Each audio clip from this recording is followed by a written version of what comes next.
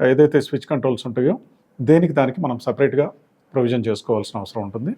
అలా ప్రొవైడ్ చేసుకున్నప్పుడు ఒక్కొక్క స్విచ్కి అంటే ఒక్క పాయింట్తో మనం 2 లైట్స్ని అంటే డయాగ్నల్గా 2 లైట్స్ని ఆపరేట్ చేసుకునే విధంగా కనుక మనం ప్రొవైడ్ చేసుకున్నట్లయితే మనం ప్రతి ఒక్క లైట్ పాయింట్కి ఇండివిజువల్ కనుక స్విచ్ పాయింట్ మనం కంట్రోల్ ఇవ్వాలి అని అనుకున్నట్లయితే నెంబర్ ఆఫ్ స్విచెస్ పెరుగుతాయి. సో అలా కాకుండా మనము that we need to operate many switches for each and every light మనకు ఒక స్విచ్ ఆపరేట్ చేసుకోవాలంటే చాలా స్విచెస్ మనం యూజ్ చేసుకుంటూ ఉండవలసి వస్తుంది. అలా కాకుండా డయాగ్నల్గా ఉండేటువంటి ఒక రూమ్లో ఉదాహరణకి 6 లైట్స్ కనుక మనం ప్రొవైడ్ చేసుకున్నామంటే సీలింగ్ సైజ్ని బట్టి, సో దానిలో ఉండేటువంటి డయాగ్నల్గా ఆపోజిట్ కార్నర్స్లో ఉండేటువంటి లైటింగ్ని మనము ఒక స్విచ్ కంట్రోల్ ద్వారా ఆపరేట్ చేసుకునేటట్టు at least for 1 switch control we need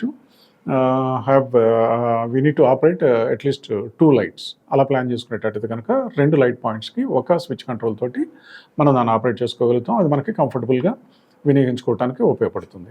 so ఈ విషయాన్ని కూడా ప్రధానంగా దృష్టిలో పెట్టుకుని మనం ప్లాన్ చేసుకుంటే కంఫర్టబుల్గా ఉంటుంది.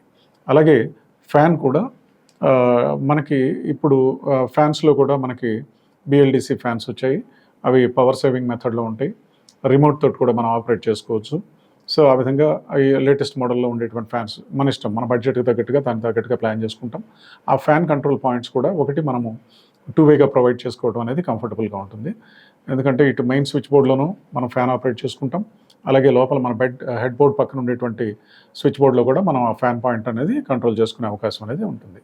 సో ఈ విధంగా ప్రొవైడ్ చేసుకునేటప్పుడు స్విచెస్ని మనము మన యొక్క ఆ style of construction to match with the interiors మనం ఏ రకమైనటువంటి స్విచ్ బోర్డ్స్ని, ఏ బ్రాండ్ స్విచ్ బోర్డ్స్ని మనం ఎంచుకోవడం ద్వారా ఆ యొక్క యాంబియన్స్ని మనము ఎన్హాన్స్ చేసుకోగలుగుతాము, అలాగే కంఫర్ట్ లెవెల్స్ని పెంచుకోగలుగుతాం అనే విషయం పైన మన యొక్క స్విచెస్ అనేవి మనం బ్రాండ్స్ని ఫైనల్ చేసుకోవచ్చు.